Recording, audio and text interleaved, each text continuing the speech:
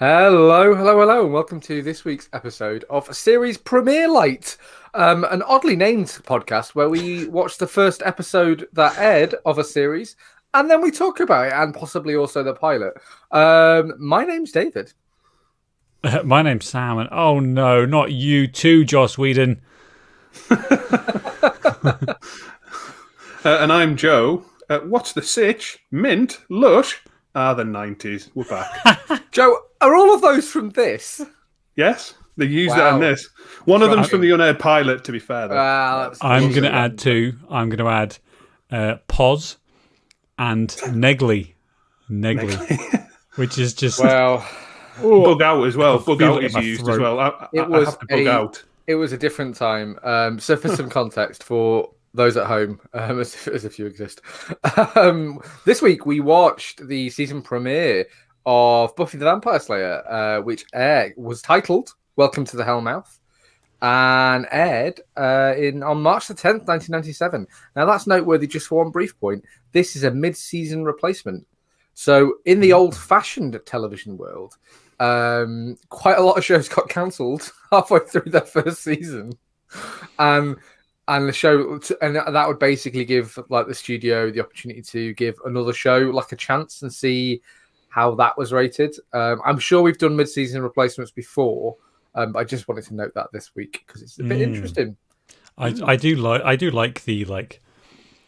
just the pure insanity of network television in the 90s. It was both, really feels like really old worldy, like it does. I mean, it was more than 20 years ago, so we are pushing like really seriously into realms of unbelievability, but it's just this is the Wild West, but also quite sedate as well. Like at the same time, oddly. Yeah, I mean, this does, like, just watching it, you're like, this is the 90s. You don't even need to know. Like, I didn't even need to look up. Like, even if I hadn't known when it was, I'm like, just as soon as it shows the high school, I'm like, 90s. Yep, 90s. It's very distinct. It's a little less. It's a little less garish than the 80s, as a rule. It's a little bit more recognizable. There isn't a shoulder pad to be seen, but it's still not like it's not 2000s. We don't have phones. The internet isn't a thing. Buffy the Vampire Slayer is released, and Tony Blair is Prime Minister, and that's where we're at in 1997. And you can just walk onto an aeroplane with a gun, no problem. Pow! Come on board, sir. Excellent. Yeah. So where did we? Buffy's like what is one of the childhood shows for probably all of us. I remember watching this as a kid. Once a week, like an animal. It's one of those things I probably watched, and I'm sure you guys as well, because this is kind of like a teenage show. You wouldn't really watch this if you were a kid, because it'd probably be too scary, really. Like, not that this is overly scary, but like as a child. Yeah. I think that obviously in Britain, and we get everything late anyway. But I probably watched this in like syndication, so I'd have seen it. I probably watched like this, the second season through to the fourth on a lot, but really out of order and out of sync. A bit like you'll have done with Star Trek. Like you'll have seen it on TV, but never ever like in a sequential way. No. It was a horrible time, really, wasn't it? It was a dark time, Sam. My mum was all into soaps, so it was this or Holby City or EastEnders or all of them. Coronation Street, Emmerdale's my personal hell. Jesus. I mean, I was probably a bit late to this one, to be honest. I mean, I have seen all of Buffy, but I was probably, I don't know, 5-6 years ago. It was on Netflix, whenever it was. It was when it was still on Netflix. It's now on Prime. Man, I'm 45 years old when you watch this, then, Joe. Shocking. Yeah, exactly. So, Sam, would you like to give us a plot summary, and we'll move forward into talking about this as a whole? Yes, as I try not to spit my beer all over my microphone. The least funny joke we continue to make about Joe being old. It's the best joke in the world because it's not true. That's why it's funny. Or is it? I'm literally like a year older than you guys. That's it. Joe looks terrible for 30, but great for 50. Roasting Joe's appearance. Welcome to our podcast. So in Buffy the Vampire Slayer, a young woman destined to slay vampires, demons, and other infernal creatures deals with her life fighting evil with the help of her friends. I'm going to add to that and say, like, deals with life, but also deals with the fact that she's a teenager, and that's kind of like the the great part of this show, the bit that works so well, is that she's also a teenager doing normal teenage things and having to integrate the fact that she's a demon slayer into her. It's your classic. It's your classic, like having a really traditional teen show. Like this could be Beverly Hills 90210, except there's vampires, and it's kind of like you couch it in a slightly unusual. Not now, obviously, because we've lived through 25 years of things aping this, and to be honest, myself, I'm kind of done with vampires, really. Like, I'm okay. I'm good. You know, I feel like the genre's had its bit. Bram Stoker was good, but you know, and like, so this show kind of came before all of that, and it's like a novel. It's a novel genre in which to like you said, Sam, explore all these teenage themes of, you know, dating and. As if, well, not for me, obviously, but for everyone else. And, you know, schoolwork and being a teenager and that kind of like, which I really love about teen stuff, is like that gulf between you're not a child, but you are not an adult. And like there is a space between there where like you don't have any rights, essentially. Yeah. And this show really comes from it comes from Joss Whedon, as we mentioned. Really disappointed. Well, let's just get this out of the way and then not mention it again, I think, like just because it'll interrupt our conversation. So obviously Joss Whedon, turns out, is quite abusive, which is really shitty because like we can't have nice things. No. We can't have nice people. We can't have a single man with power without them deciding that they're going to abuse it. He wasn't sexual, was he? I think he was. No, I think he was making like fat jokes about pregnant cast members and stuff like that. Apparently, he was just really like horrible, and I don't think it was necessarily, you know, what's the word, targeted any one particular individual. No, it was just a twat to everybody. Charisma Carpenter's the one who's come out and said, I think, like this year, and you think like the undue power that people like Joss Whedon wield in the industry, where people feel like they can't come out and say what a shitbag someone is for 20 years. And then as soon as she mentioned it, everybody else was like, yeah, she's right, he was a twat. And it's like, it needed one person to come out before any of them would kind of say anything about it. Yeah. So fuck you, Joss Whedon. Sort your life out. And, maybe not try and be a dickhead. So, yeah, it's a real shame. But it does. You can't also, at the same time, this is the problem. You can't deny that his creative vision, his ability to push forward this show and to bring it to the screen, but also in a way that's really, really good, was visionary. It was visionary, and the impact of this show on like TV as a whole was pretty extraordinary. I want to start with the start of the episode. Well, I was going to start even further back than that, Sam. Okay. Well, can we talk about the unaired pilot later on? No, I wasn't even going to talk about that. I was just going to talk about maybe the where this comes from, because that's what I was going to do too, Dave. So you can bounce off me because I've got You start. Here we go. So the start of the episode, we see a girl and a guy breaking into a school, and the girl's all worried and. What are we doing, Trent, or some name like that? And it's Mrs. Dexter from Dexter, by the way. It is. I know. I was like, where's that? There's a show we should do soon. They're breaking in, and then she's all like nervous about it, and he's like, "Oh, come on, baby, it's fine. We'll go up to the bleachers and blah blah blah." They break in, and then just before the credits, we get to see the reveal that she is actually the vampire, and she eats him. And she eats him because, like. They use all of the horror tropes. Yeah, and they set the scene as well, because she kind of like looks panicked and kind of goes, "Did you hear that?" As if there's like a noise behind them. So you think there's a vampire hiding, just going to jump out and get them both. And that's absolutely not what happens. It's great. And the reason I want to start with this, because I think that scene at the very beginning of the episode is exactly what Buffy is about. The whole show is about subverting the expectations and the tropes that the horror genre has basically written itself into by the late 90s. It's the perfect example of, fuck you, we're going to do something that you didn't expect. And she eats the guy, and then the rest of the episode carries on. So I think that is a brilliant opening, and it really represents the conception of this. As and you go on that's now. from just what Joss Whedon has said is that kind of like that was, you were exactly right, Sam. That kind of thing is where this was, and for all Joss Whedon apparently is a scumbag to work with. Joss Whedon's always been someone who's been quite like, what's the word? Not a feminist, but certainly in his properties, like strong independent female characters are quite like a norm. Which, if it hadn't come out this year that he's an arsehole, we'd probably be praising him for, not being a total scumbag. But that ship has sailed. But the initial like thought, the nugget of thought for this, because this isn't based on a comic book, it's not based on, some failed something else. Joss Whedon had this idea, like, what if we did, a vampire, a horror movie thing, except the woman turns around and she's a badass and she can look after herself, and, and that's kind of like that subversion of that is so baked into, especially this pilot and definitely the show. So before the show in 1992, Joss Whedon, he wrote a film called Buffy the Vampire Slayer. I don't know if either of you have seen it.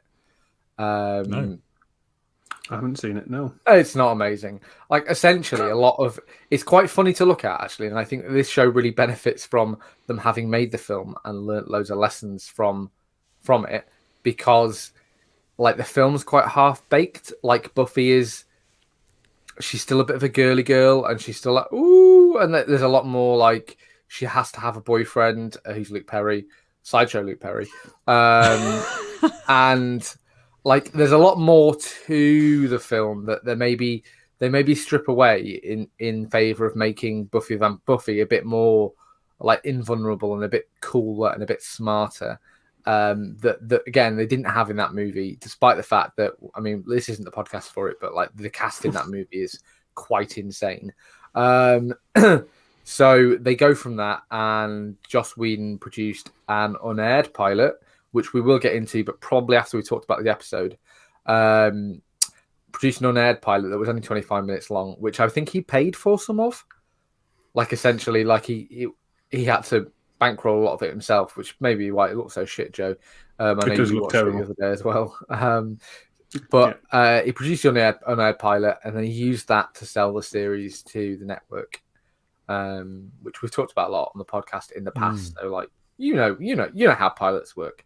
And then we get this much more realized, much better built, much more solid first episode of the season premiere. And it kind of does follow, again, we'll talk about the unaired pilot, but the general outline of the episode is exactly the same. Just a couple of casting changes, really, and yeah, obviously they extend it a bit.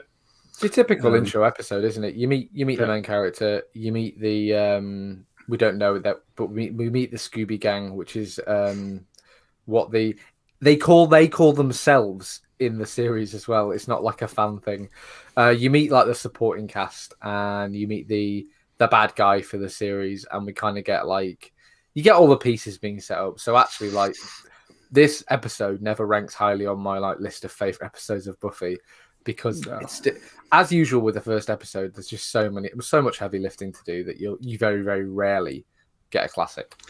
To be honest with you, Buffy generally doesn't really kick off until Spike turns up and Angel leaves. That's kind of when it starts to. James Masters he's just brilliant, and not British, if you would believe that, or a vampire, as far as we know.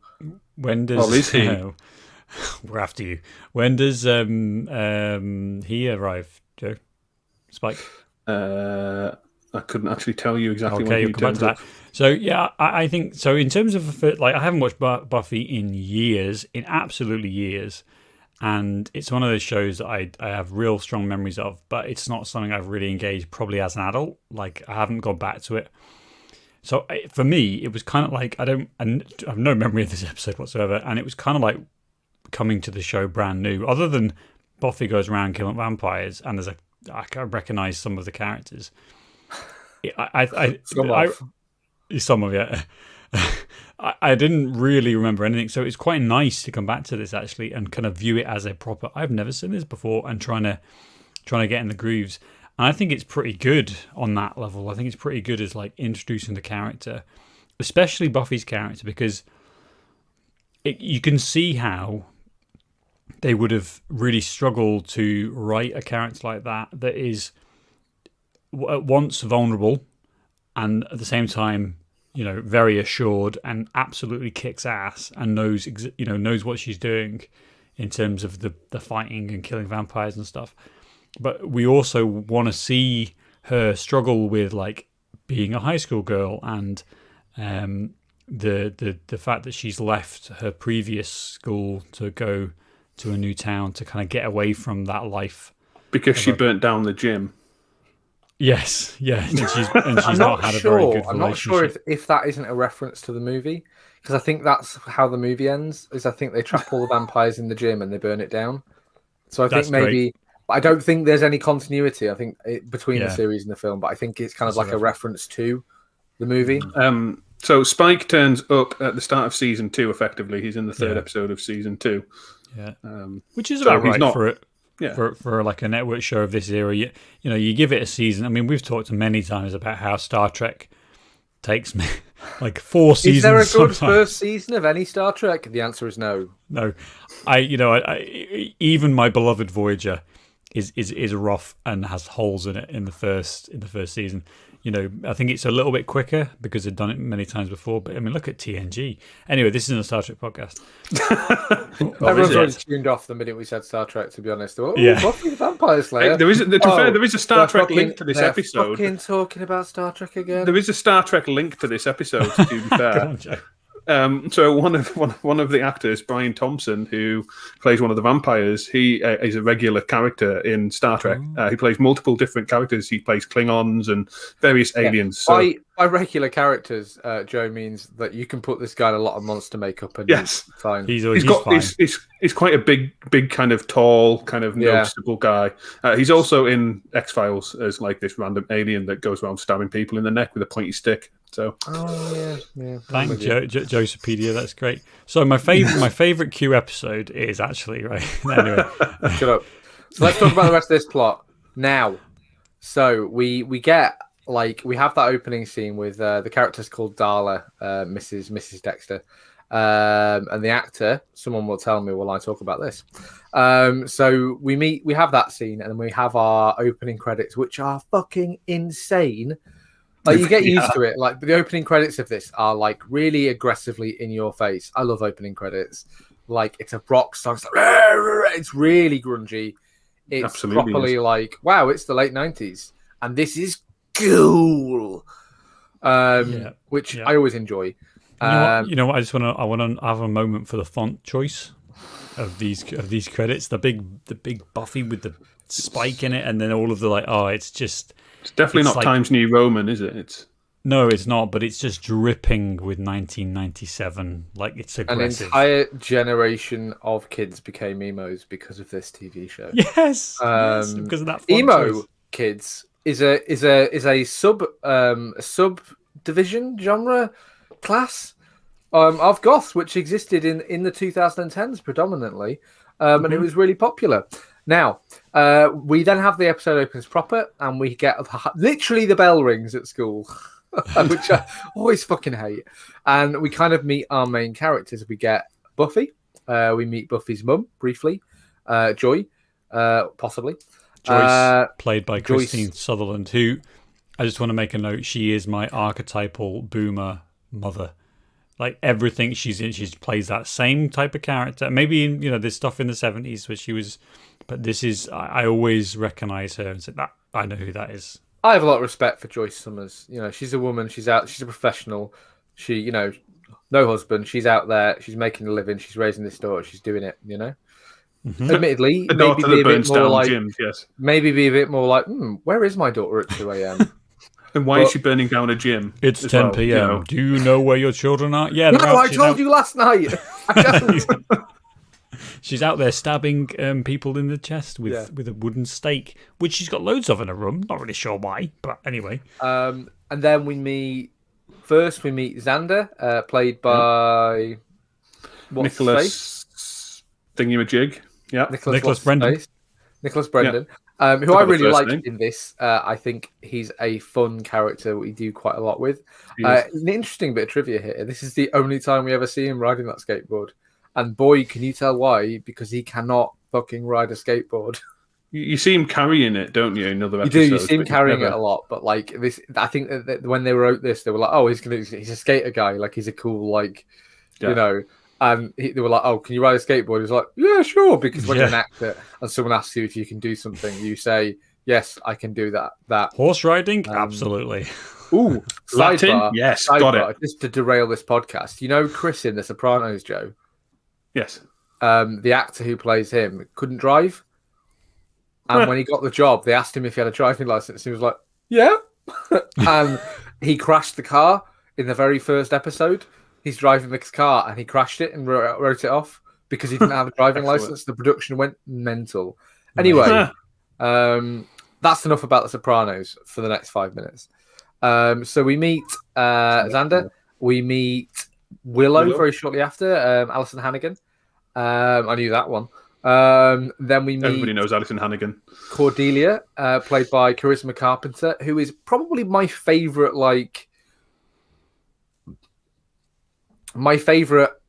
smaller actor from this TV show.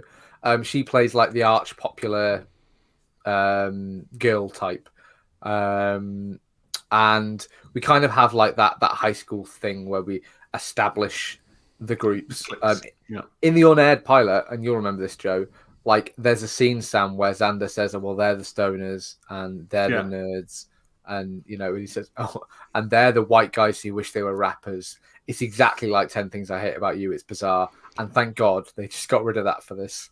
I was going to say that's a joke from 10. I mean, maybe, again, that's another bit of a late 90s throwback, isn't it? Geez, but they get rid of that. It's a good cast, isn't it? It's a good cast. It's a good cast. There's a range. Very good. And you've also got, obviously, we haven't mentioned them yet, but Anthony Head, he's in later on as well, as the Watcher, which is an entirely creepy title. Middle-aged man hanging around with these teenage girls. Nothing going on there, officer. Yeah. A foreign national as well. No, I'm totally fine. Nothing to see here. And then who can possibly forget Aurora Borealis as well? You know, we haven't mentioned Aurora Borealis, who I love dearly. He looks so young in this. He really Let's not forget that nobody other than you two finds that joke funny.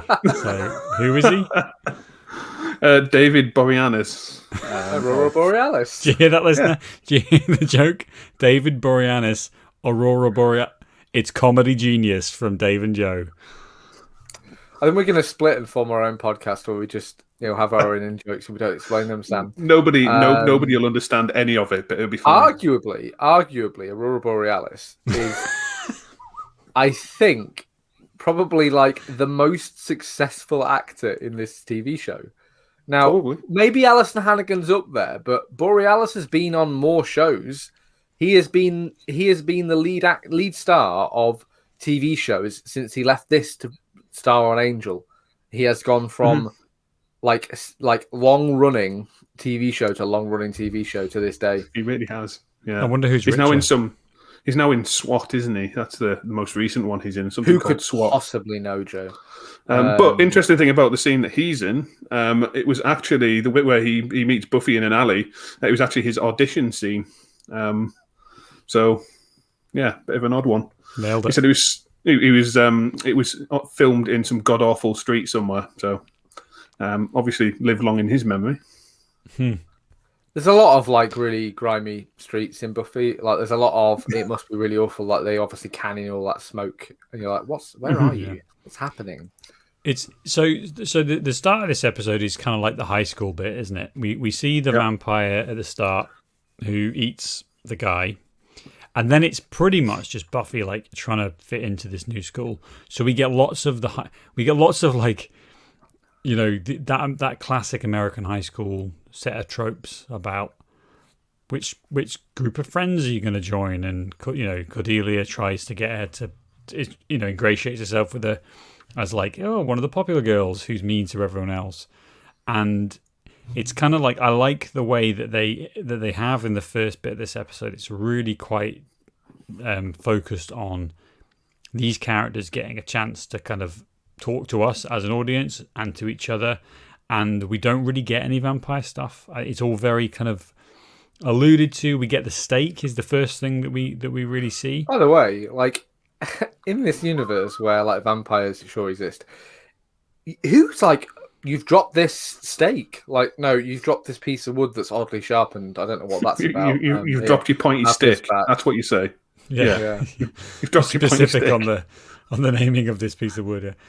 So she drops the pointy stick, and that's the first indication of like, who's, you know, other than the fact that we know it's called Buffy. But I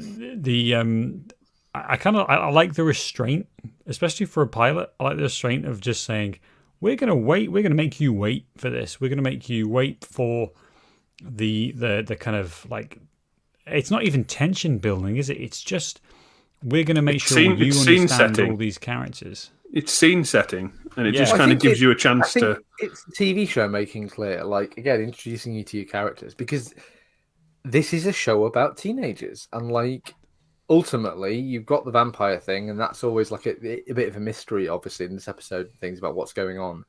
But ultimately, this is a TV show about, you know, a group of teenagers being teenagers and like, you know, confronting the obstacles that being a teenager presents. So it's important to have this school scene and to make that clear. It is. And I think they also want to make clear that Buffy isn't your conventional female She ain't character. Yo Mama's Van Helsing. No, she's not a girl or woman or girl that fits within the usual tropes that you'd be expecting from a show like this.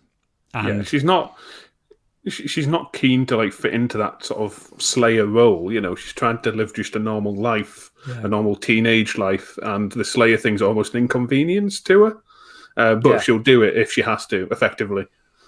She looks at it as work. She says to Giles once, she's like, "Yeah, if I see a vampire, I'll slay him, but I don't want to have to like be the Slayer." You know, she's very like, "Well, I've got homework, and you know, there's boys, and I just don't want to spend all of my time being the Slayer." You know, and that's quite like a fun little rejection, I suppose, of that call to action. I think. Yeah, exactly, and it's really like that introduction to all the characters. I think is well done, because it means that later on, when they're in peril and when we get to see Buffy kind of do her thing, although again they're pretty restrained, we don't get like that moment where she rips off a, you know, and there's a Supergirl costume underneath, and she like gets away with stabbing one vampire, and then we get a very harsh to be continued at the end of that. But there's like we get to really draw out in a way that I think we maybe hadn't seen at this point, and there's a lot of stuff been written about how Buffy really kind of like brought back in vogue those season arcs, those season story arcs, where we begin with, you know, a story and that taken through all the way through the rest of the season. And that the episodes are there to kind of serve an overall story rather than necessarily being a 43-minute procedural. You know, that's where, and I think that's a new thing for 97. Rejection of that, Sam.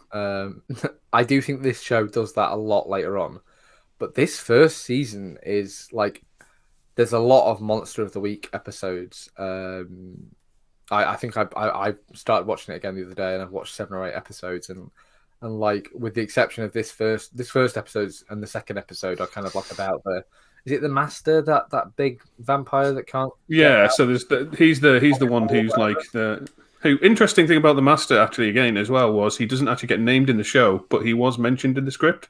Apparently, he was going to be called Heinrich Joseph Nest. So what a perfectly uninteresting name. Which is probably why he just stuck as the Master, because that's probably a good decision. Yeah, Joseph. What a terrible name that is. But I know. It's dreadful. After these first 2 episodes, we get a good run of like, we're just going to have a weird thing this episode. So there's an episode where the swim team are turning into street sharks or whatever. We've got the episode where Xander and a bunch of kids get possessed by animal spirits and they eat the principal. Principal Flutie in this episode, he gets replaced by the guy who played Quark. Star Trek link. Another Star Trek link. And Andrew, what's his name, Joe? Schummerman or something like that, isn't Schummerman, it? yeah. The principal gets replaced with him. Shimerman, I think. Shimerman, because the first one gets eaten. We get a lot of episodes like that. There's an episode with an invisible girl. There's an episode with a puppet who's possessed, and it turns out that the puppet isn't evil. The puppet is a vampire hunter. Very confusing. But like we get a lot of just Buffy and Xander and Willow, and to a lesser extent, Cordelia are like doing teenage things, and then there's a mystery happening around them. We do get Giles, and Giles is watching. Always watching. He's a fucking watcher, Joe. But we like he saw it all. He saw everything. He saw the whole damn thing. But we get a lot of these like Monster of the Week episodes, which was almost the name of our podcast, I think, when we first started discussing it. It was, yeah. But like that's quite a nice thing. But I do agree with Sam. Like they call it in Buffy, they refer to it again. Like a lot of the terms that we get from Buffy are terms that they use within the show. So it's the big bad is what Buffy and Xander and Willow and Giles refer to as the Master is the big bad, and later on it's somebody else and somebody else and somebody else. And like it's a really, really good touchstone to be like, oh yeah, that's how it works. I use that all the time, and I didn't know that's where it came from Buffy. I was like, I thought it was a long-standing phrase, but it comes from Buffy, which is great. Which is like that. That's the impact of a show like this, isn't it? There's a lot of things that have entered our like social lexicon that come from this show, because it is written quite like, and it's Joss Whedon's sort of like brand, isn't it? Is he's not cracking one-liners. There's not like punchlines in Buffy, but the dialogue is quite snappily written. It's quite funny. Xander especially gets some quite funny lines. It's why the openings in this episode were difficult, because there isn't a lot of like really memorable quotes from Buffy, especially in this episode. But there's like lots of like quite entertaining, like good dialogue, which is sort of Whedon's bread and butter, really. Yeah. So later on in this episode, we get to see that the dead guy is in the locker. Some weird like things about having a bunch of kids walking around in towels and the whole school is not cancelled, by the way. Yeah, but hold on, because there's a thing about an era. This era shows which is just like super into sexualizing kids. Like it's ridiculous. It's a little bit ridiculous. The locker scene especially feels. I will say, Sam, you are right. There is a lot of like. These are some sexy teenagers. Yeah. But the locker scene feels like it's like not a studio note, but it's like we're in a high school, we've got to have a locker scene, rather than it doesn't quite maybe like it's not on the same level as the rest of the show, which is not like it's not our characters walking around in towels. Usually it's sexual in an entirely different way to that. But like I'm not saying it's better or worse, but I'm just saying it's different. Yeah, but it's again of like shows in the 90s and early 2000s. They just have all. I mean, a lot of our media really is kind of based around that thing, but it's just ridiculous. It's like what the hell, And obviously, all of these people are in their 20s. I think Sarah Michelle Gellar was like 19 when she shot this, so an adult. Chris Carpenter was 26 when they shot this pilot. I remember you saying, Sam, that she looks like 20 years older than the rest of them. Yeah, she does. She looks like she's a mom. She looks like, I'm just going to go drop off the kids and then get to shooting, In Veronica Mars, which I think aired less than 10 years after this did, she plays like the stepmom of one of the kids at school. And like less than a decade ago, you were playing a 16-year-old. It's great. She I would say Veronica Mars is I would 100% say this is a real show that came out from Buffy. Like I think that is a real link between obviously a female character as the principal, having a girl as the main character, and also that whole thing about her being like going around solving crimes with the gang, although she doesn't have as much of a gang. But it's, the whole thing feels very similar. Except the actual gang, but I got you. Yeah, there's a great show. We should definitely do it. I will stop talking about it. I just wanted to draw that sort of like. How many shows have we mentioned tonight? We seem to have like jumped around all of them. Apart from as usual, Joe, lots, and I will come back with Sopranos because I'm sure something will get me there. But to be fair to us on our own podcast, where we can do what we like. I think there's a real reason for that. I think it's because of just how influential Buffy was. Like this show, it kind of makes you talk about other stuff because there's so much that's related to it. That's either it's absolutely a cult show. We mention cult shows a lot, and this is absolutely a cult show. It's a cult show, but it also managed. It's so influential. Through. Yeah. The whole last 20 years have been absolutely. We've been deluged with vampire TV shows. I'm certain, Sam, that your wife's watched all of them. So we'll certainly, if we ever do one of them, we'll get her on. But like, there's a lot of like supernatural theme teen stuff that there just wasn't before this. There was some like supernatural themed stuff, obviously the X-Files, but that wasn't aimed at teenagers, certainly. And you've got, other stuff that's either aimed younger or older, and it's kind of like Buffy is the first thing that's like, right, this is for 16 and 17-year-olds. Like that's who they want watching this. Yeah, and that's because even though the vampires and the monsters are there's never really that sense of threat at all. You always know that Buffy's going to win through, sort of thing. You know what I mean? There's not really. Yeah. It's a comedy as much as anything else. It's funny bits. We get to, so we've kind of like, we've had the body in the locker, and this is where we leave the high school stuff. They're kind of like bitching around we go to our second location, the Bronze. The Bronze. Don't forget. Can we just mention the bit where she meets Giles for the first time? So she gets shown to the library and she walks in. Giles should be under arrest, honestly. And there's nobody. Later on, he becomes there. More of like an uncle type figure, like a father type figure for the whole group. Uh-huh. But early Giles is like, dude, what is your problem? How did you get into this line of work? He's like grabbing her. Yeah. He's like grabbing her and putting his arm up in front of her, so she. And you're like, you're a teacher. What the fuck are you doing? He's also stood. You are going to be deported back to the UK and put in prison. He's also stood in the club watching all of the teenagers dance. And I think this is like one of the only times we see him in the Bronze, because the Bronze is kind of like in all great classic sitcoms, you've got like a place of work, a place that they live, and a third location. Seinfeld, you've got where Jerry lives, and you've got the cafe. And like in Buffy, you've got the high school, sometimes Buffy's house, and the Bronze is like the club that all the teenagers go to. Americans live very different lives to us. We didn't really have a teenage club we went to. Me and my friends would sometimes go down to the pool hall, but only during the day because kids weren't allowed in at night. I think that's more of a reflection on your and mine, actually, social standing in high school, perhaps. I thought you were going to say my Northern England upbringing. That's all we had was pool halls and coal mines. We went with Don't Man that time. We were 13. We street travel from Millot Road. Yeah. But anyway, the first time she meets Giles, she walks into the library. There's nobody there, and then he like grabs her from behind. And she's like, "Oh yeah, I'm looking for a book." And he's like, "I know what you want." He walks around like the counter, and he like pulls out this massive tome that says "vampire," and he pulls out this massive police. I mean, to be fair, tome. I mean, could be. It's the look on his face when he pulls out this book, like. And she's obviously quite off-put by this for multiple reasons, but like genuinely, you could be forgiven for just being like, "Oh, this is the creepiest man that's ever creeped on me. I'm leaving now." Yeah. She's never met him before. She doesn't know who he is. Knows nothing about him, and he pulls out a book on vampires.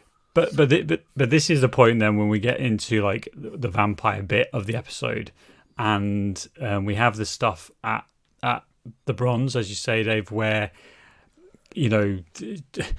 Buffy gives Willow like a pep talk and says, "Just go out there, just talk to a guy, you'll be fine." And obviously, she manages to pick the only vampire in the place who's going to eat her. Like, so that. This scene. I like this scene where Giles is there and he's talking to Buffy and he says, "Oh, you should be able to sense vampires." And like, this is something they don't really follow in the series. Like, Buffy can't sense vampires, and she goes, "Oh, well, he's a vampire." And he's like, "I beg your pardon." And she's like, Yeah, look at that coat. That hasn't been popular since Aught 10. They make an awful lot of jokes about like what people are wearing in this pilot.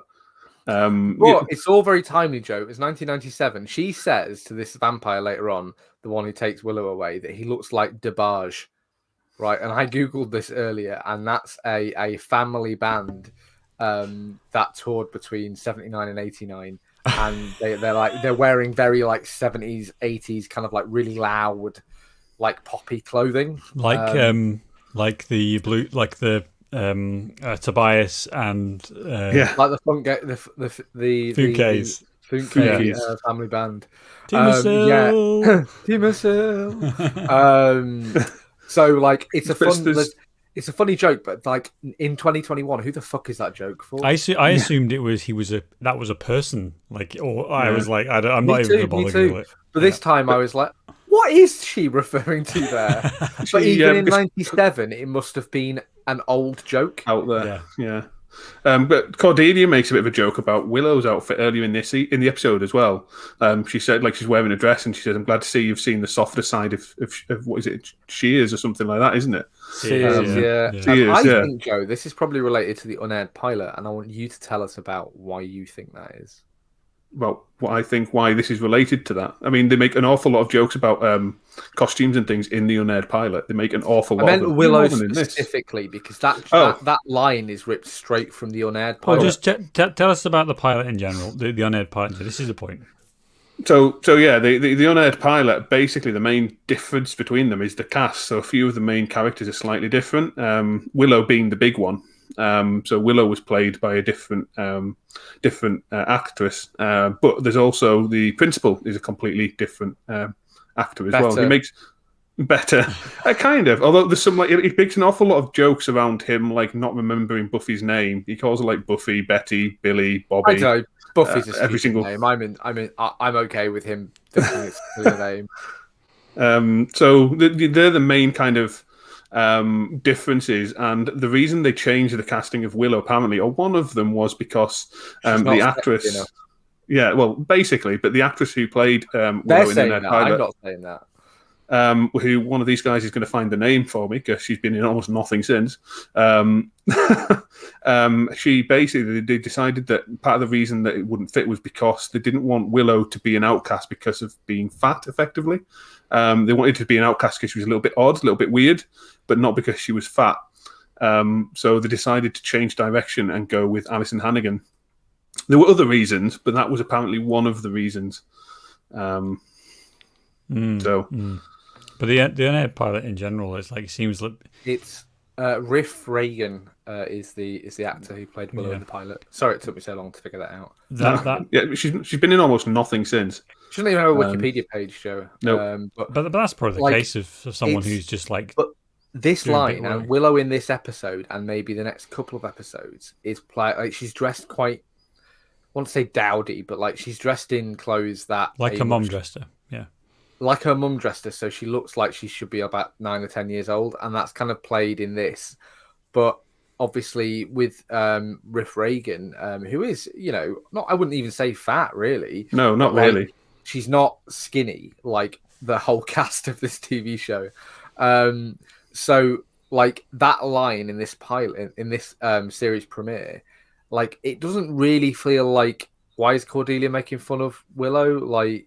It's because it's ripped straight from the other side, which I think Willow like runs away crying when Cordelia says I think she does in the unaired pilot.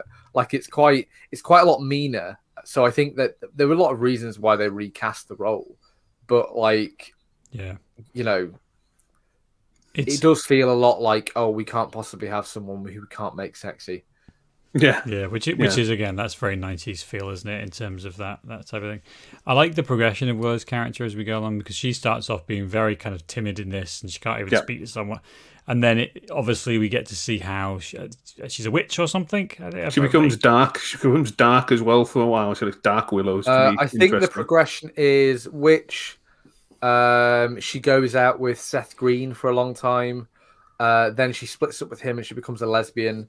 Her girlfriend then, becomes. No, in the show, like literally, she's like, I guess I'm a lesbian now. It's not like there's no commentary on being gay or anything. It's just she's like, I guess I like women now. At least there is that there, because I think that's probably one of the other things about Buffy as a general point is like there are progressive themes throughout the show. I'm not saying it's a feminist show necessarily, but there's been tons and tons of research. Given the fact that Whedon literally fat shamed a pregnant lady, no, absolutely not. Yeah, but we also like in the context of where it lives in TV, I think there is something different here. There is something that has a focus on like the agency of women and girls in the context of the rabid Sex and the City-ness that we would see throughout the rest of the 2000s. So I think there's a lot to be said for that, but I'm not necessarily advocating it as some amazing piece. And there's lots and lots of study around the kind of like cultural impact and also like feminist impact of Buffy, which you can go and Google. But absolutely. At its best, though, this show, like, and obviously we're all men, so what the fuck do we know? But at its best, this show is kind of like I said, it's not a feminist show and it's not trying to be, I don't think, as such. But I do think there's some really strong female characters who are quite rarely written to depend on men, and that's something like that is a plus to this series. Like, you can start at Joyce Summers, who like does have a boyfriend briefly, but they could so easily be it's Buffy's stepdad of the week, like, and they don't do that.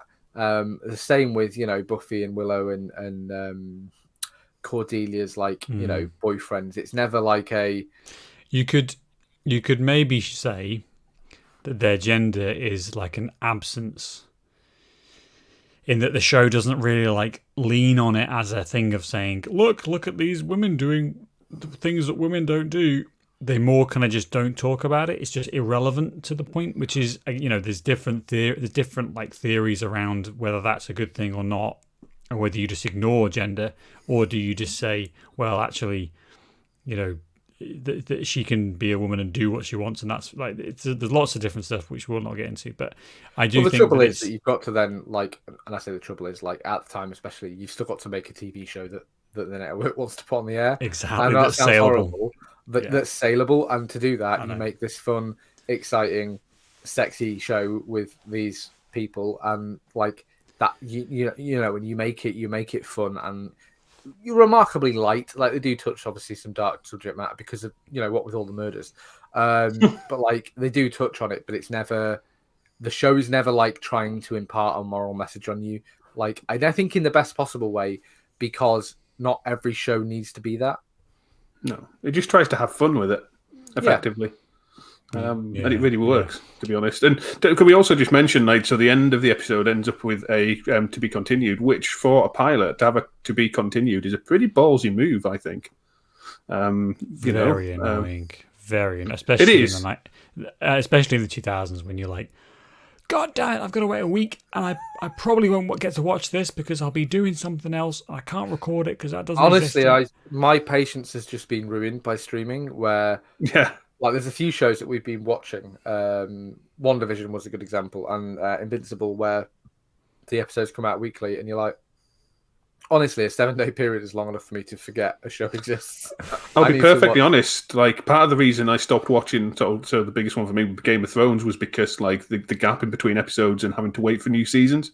I was just by the way, doesn't Game of Thrones feel really archaic now? Doesn't the idea of Game of Thrones being a phenomenon feel 50 years old?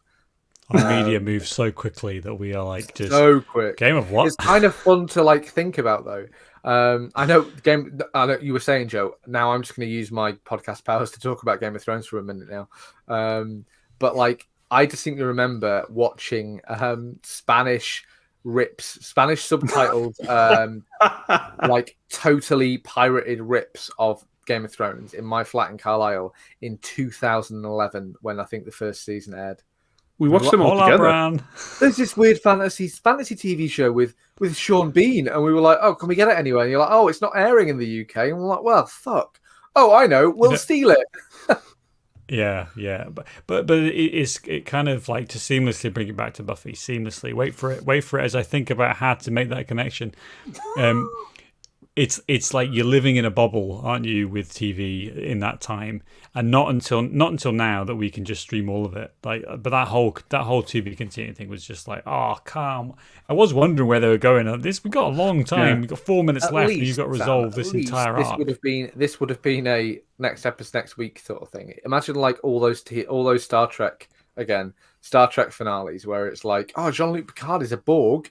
And then you're like, oh, right, I have to wait 4 months to find out what happens. And even longer than that, probably. Yeah. So the other scene that kind of sticks out in this is the one where they introduce Angel as well. That's just like, it's entirely weird and just feels out of place to me. Because she's literally walking to the bronze and someone's following her, and she basically knocks him on his backside, and they have this conversation that like goes nowhere. And she'll ask who he is. It's doing the unpacking that a TV show sometimes needs to do, where actually you could have waited until the second episode or even later to introduce this character. But for whatever reason, they felt, we've got Aurora Borealis, we need to get him in here in episode 1 so that the audience knows who he is, so that then when he turns up next time, they don't have to have this scene again. So I can kind of understand why they have it, but you are right. It feels totally crowbarred in, and like it could have been filmed 6 years after the rest of this episode. Honestly, it doesn't matter. We'll do an Aurora Borealis cast at some point. We'll just do like his... Yeah. Can we? So we've pretty much got to the end of the episode. Like we see the master there, and we see the other guy, the Luke, the big guy. But we don't really get much of a resolution, so I think we can kind of tie it off. I'd like to talk about like how they represent vampires in this, because I think there's a lot of really interesting stuff around how you've got your Bram Stoker, you've got your Christopher Lee vampire, and that like Buffy doesn't really that doesn't really detract from the kind of the changes that we saw in vampire culture. Like these are classic vampires in a lot of ways. The title sequence, the font, all of these things just influence, I think, like the way that these are just basically vampires in that they don't have capes on, but they're kind of pretty close. Do you know what I mean? And just to finish, though, Dave. Sorry. And what I think is great in this show is that it manages to keep the classic thread of what a vampire is, and then just subvert it and change it just a little bit in this first episode. And I think maybe in the first season, and maybe there's more after that. Because it's really fascinating to see that in the context of where we've seen vampires in the last 15, 20 years, It's definitely like I think a continuation of the way that the vampire genre was going. I mean, Blade is the one that I thought of when I watched this, in terms of like, you've kind of got these young people vampires, and you've gone from, like you said, Bram Stoker, like, oh, he's older than time, and castles in Eastern Europe, and you don't get any of that in this. Vampires are vampires, and even the master is kind of like, he's still just an American dude, Yeah. And so like, and the rest of the vampires are all kids essentially. Like they're all just, they fit in with the rest of them, which is nice. And later on, we do get a lot of the, Angel's supposed to be 300 years old, and he's Irish, and that's a whole thing. But we do get some cool like additions to the vampire lore as such, because obviously sunlight's a no. Stake through the heart, obviously. Cross the cross, holy water, things like that. They're all part of this. But also, and I absolutely love the decision to do this. When you stake one of these vampires, they just turn to dust. And do you know why that is? It's because they decided that otherwise this would be a show about these 4 teenagers cleaning up bodies every week. It's just like, how do we hide this body? So they said, right, well, them, the vampires, and all their clothes, they just turn to dust. And you're like, great, no problem, fantastic. Love it. I also like the thing that they only show themselves when they're feeding, like they blend in, and they have that discussion. Giles mentions it to Buffy and says, the only time that they show their true form is when they come to feed, and that's when you get the whole like forehead thing going on. Vamp really, face. really like Star Trek makeup, isn't it? It's like I love. They become Klingons. It's basically. Cardassian. Oh no, it's a vampire. Wait, what? Which one's worse? Not enough shoulder pads. I love the vamp face. I think it's great, and I think they, we mentioned the start of the episode, and we see that straight away. You're like, "Fuck, what?" Because it looks terrifying with all these ridges, and it's brilliant. It's brilliant makeup design, and it kind of like that's probably a good example actually of those tiny little kind of subversions of the classic vampire thing. Because actually, really... for me, I fucking hate vampires. Like, I don't like it as a like a media construct. It's one of those things that it'll come in for 5 or 10 years, and then it'll go away for a little bit, and then it'll come back. It just seems to be the literary villain that we cannot kill. Haha. And like, I don't think we've seen anything new. We saw like Twilight vampires, which were, like there's maybe interesting stuff about how they've been alive so long, and you kind of, but obviously all of the drama related to that isn't very compelling.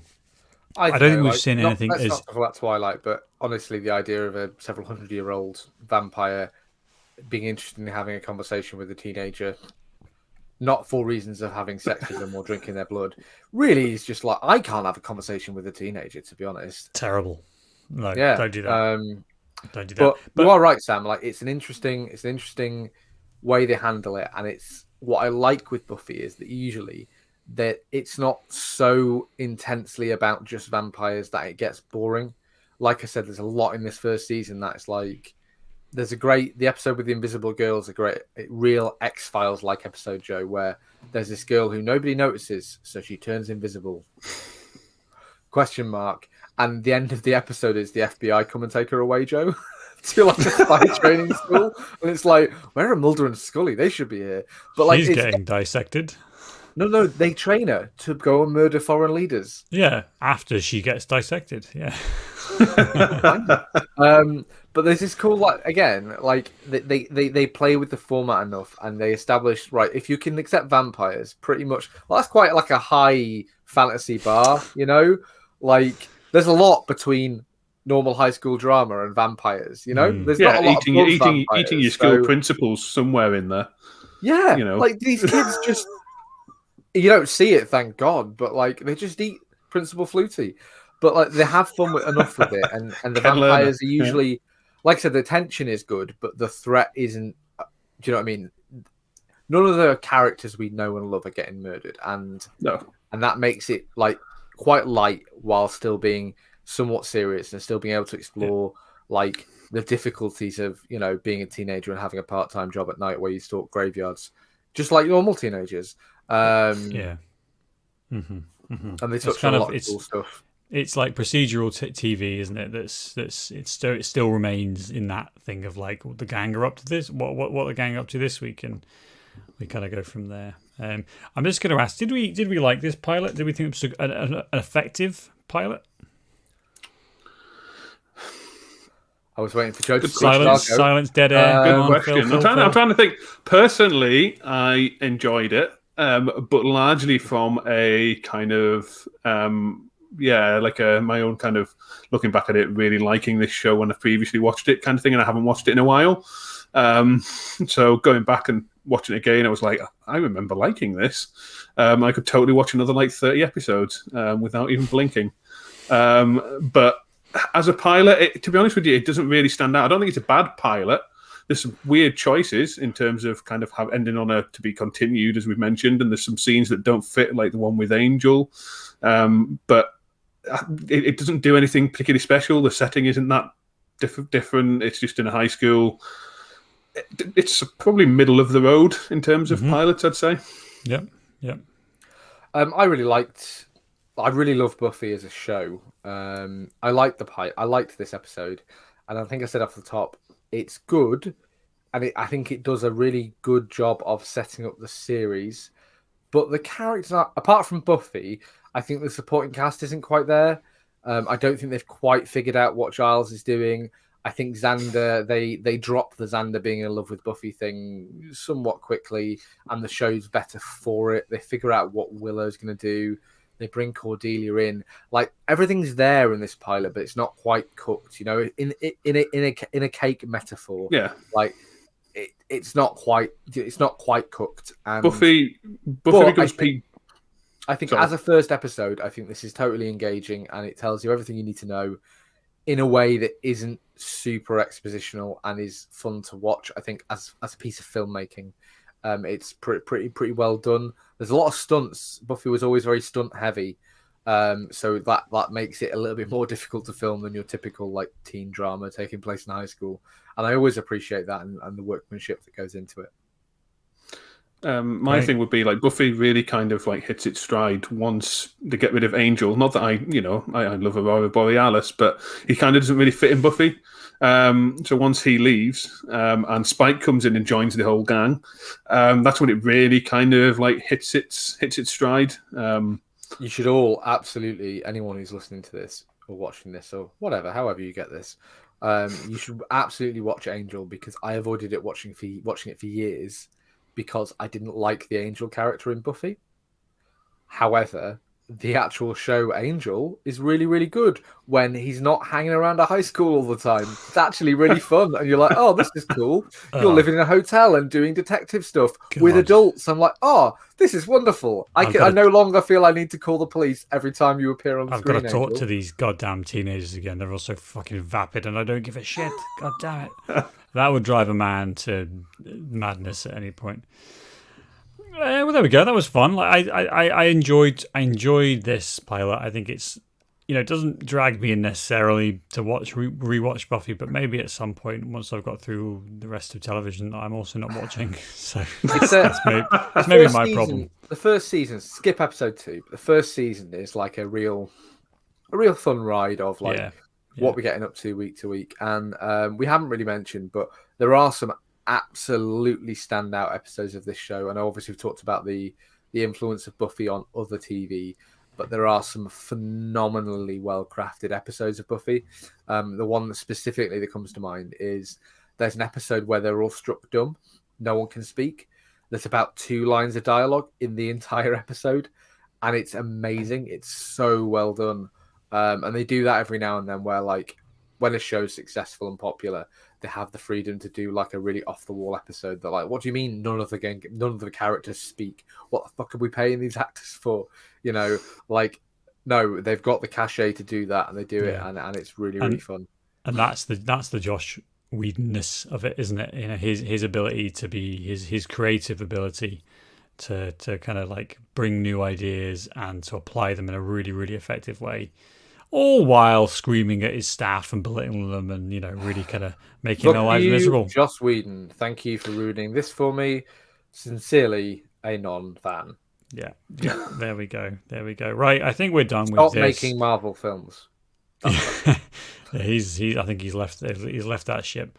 I would say a TV show from the 90s, so we failed to pass the... is it the Amy test? I think we'll maybe call this one for Ross's wife, who's been pointing out our obsession with the. We haven't been bad on the TV shows, to be fair. On pilot, we haven't been bad with 90s. Like we've done a lot more recent stuff. What are we doing next week? Next week is Orange is the New Black. Oh. Ooh, wow, that is a fun show. That is not 90s. Also quite female heavy. Yeah, and not 90s. Not as sexy, although. Stay tuned. If you're into prisons, we'll find out. We'll find out next week. And it's him from American Pie. Oh yeah, the connection. It's all there. It's all there. So we'll see you next time. And in the meantime, stay frosty and make sure you're carrying your steaks.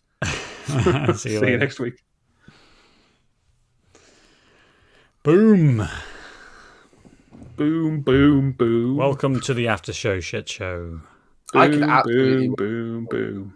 I was thinking about that episode where he turns into a puppet the other day. And isn't it amazing how like a TV show can... Star Trek does this as well. Like a TV show after you've been watching it for a couple of years, they can get away with a script that like would never, ever, ever get greenlit by executives. In that episode, Angel, because magic... turns into a puppet, like a Muppet type puppet, and he's going around doing his thing as a puppet, voiced by Aurora Borealis. And it's amazing. It's absolutely amazing. It's a level of creativity that I think we don't really get to see much in TV these days, which is funny because they have like universal freedom to do so through Netflix and all these other streaming deals. So I think it's also like when you've got a 22 episode season order in, you're like, well, one or two of them can be like, you accept that one or two of them can be totally fucking mad. It's filler. And that's fine. Like, it's like, oh, we're just going to have a bad week where we're just going to do, we'll just do that. Modern Family has a clip show.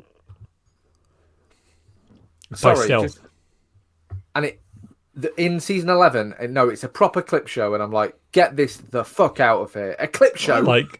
I like clip shows. I always loved the clip shows in The Simpsons. Because all it did was remind me how much time has passed. That depressed me. Yeah.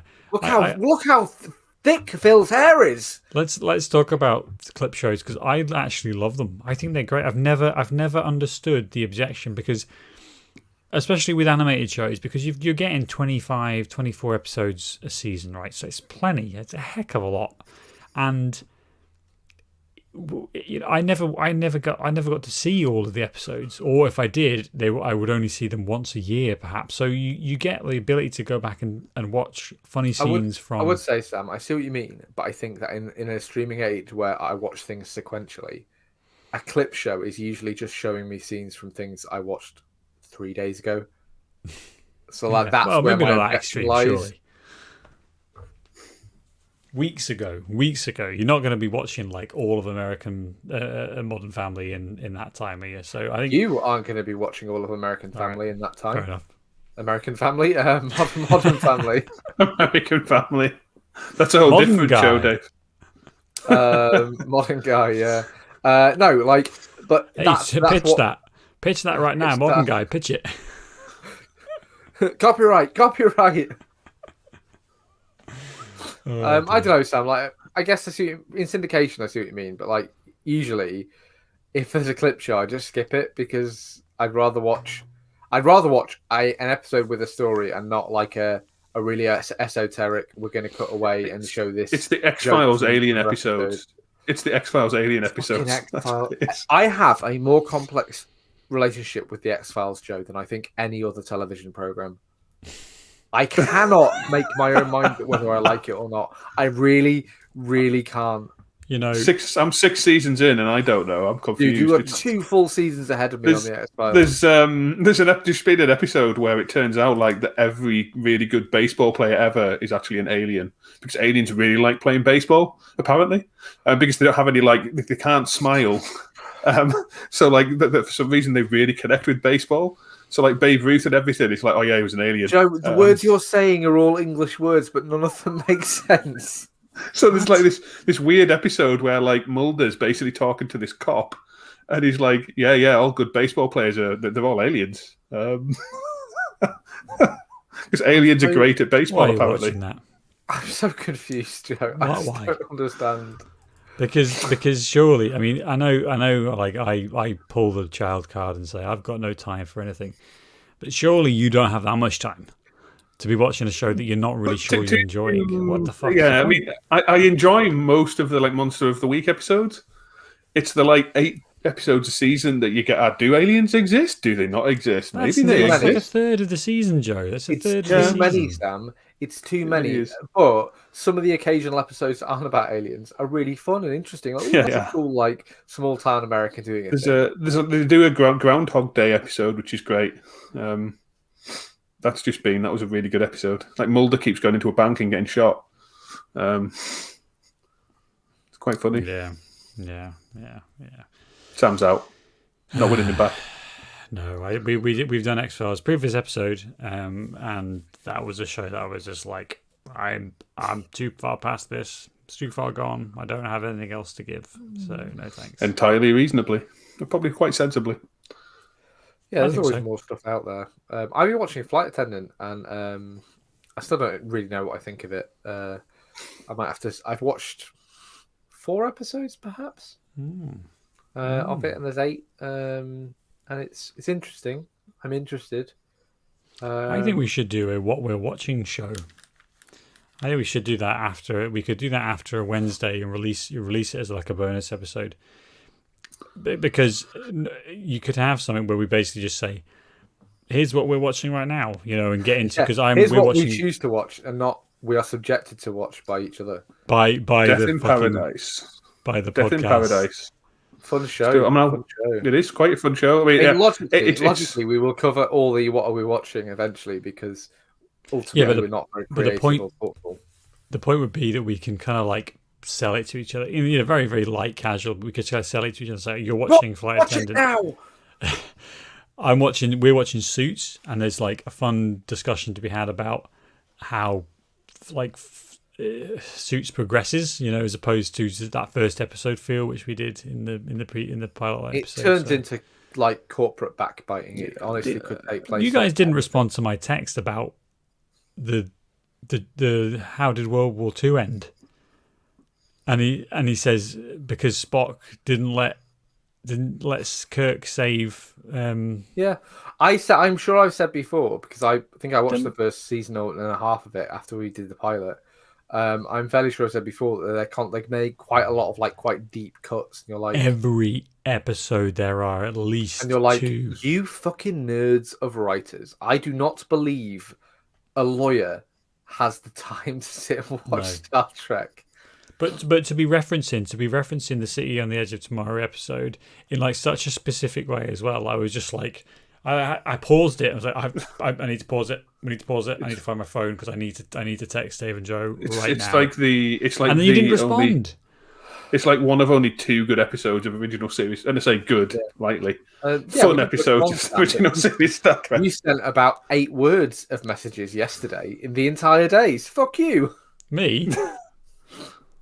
I was busy. It's Cal's birthday. Yeah, it's Charles' birthday. I realised that. But I'm a child. I frequently say 8 words. I frequently say 8 words in a day. We can go out and have some Dave. We can't legally. Well, no, you can now. Yeah. Well, that's a Monday. Monday, you can travel over the border. Yeah. Oh shit! Without being shot. No, you'll still be shot. That. Yeah, you're still English. So. Yeah. I'm more Scottish than you are. I demand blood tests at the border. Blood tests. I just got a text through about life insurance. Kill it. Fucking hell. Great. Kill it where it's brilliant for my mortgage. It's just fantastic. Oh no, I have a mortgage. I have financial Are you going level, or are you are you getting a tracker, or are you going level term, or for my mortgage? No, for your life insurance. Oh, I don't know, Joe. After show financial advice with Joe Sellers, soon to be convicted of giving financial advice. Hey, I'm not giving him any financial advice. It's all insurance is a fraud. That's my advice. Kept on insurance in the end. Oh my god!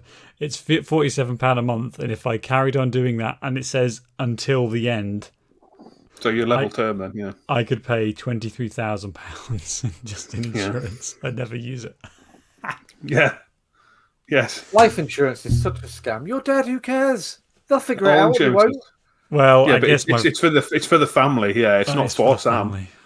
Yeah, exactly. Yeah. He'll be dead. Who cares? They'll figure it out, or they won't. Well, for him, he'll be dead. Oh, great! It's great we're going to talk, isn't it? No. Right, we're going to end it there because we're talking about insurance. Which is our usual point of we're talking what about. What we should say, though, is we are a podcast. We should start saying that at the end of the episode rather than the end of the fucking after show, which no one's watching. We are a podcast. So if you like this, not necessarily the financial talk, but the Buffy the Vampire Slayer talk, or the financial talk, whichever, You can find us, the Imaginary Movie Podcast, and you can find us on Apple, everywhere, iTunes, on Spotify, wherever you find your podcasts.